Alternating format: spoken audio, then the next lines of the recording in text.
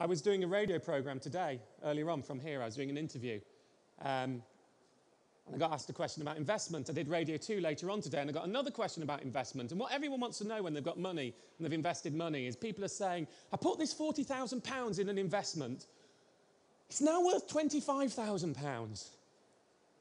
Should I sell now? Is it going to go down more, or is it going to go back up? Do you want to know the answer to what you should do? Do you want to know the answer to what's going to happen to those investments? Because when you find out, do tell me. The truth is, we live in a world of uncertainty, and we have to sometimes embrace the uncertainty and understand that the outcome may not be what we want it to be. That's true when that good debt, bad debt question, they may just have to go for it, cross their fingers and hope that it works.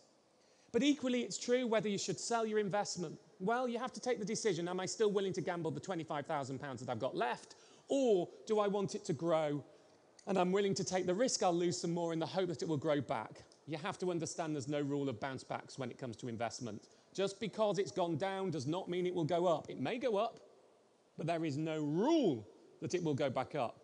And one of the great difficulties I have is people often ask questions where they want definitive answers, but they do not exist. So we all, in our finances, have to do our research and do our planning and understand what's going on, but be prepared sometimes to know that we can't know if we're making the right decision. And there has never been a time where that is more apparent than right now.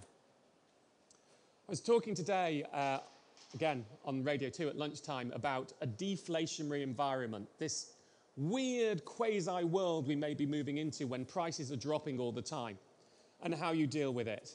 And some people are saying, but it might not happen.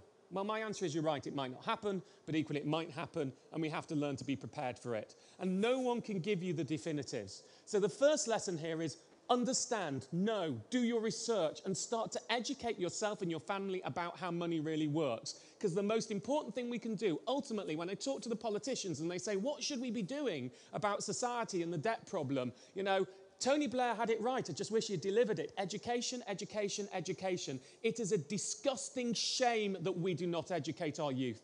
It is an absolute disgrace, and it should be taught in every single school. Frankly, we teach them about sex and algebra and calculus. I think more people, well, sex they may do a bit more than money, but I think more people are going to use decent consumer finance education than a protractor.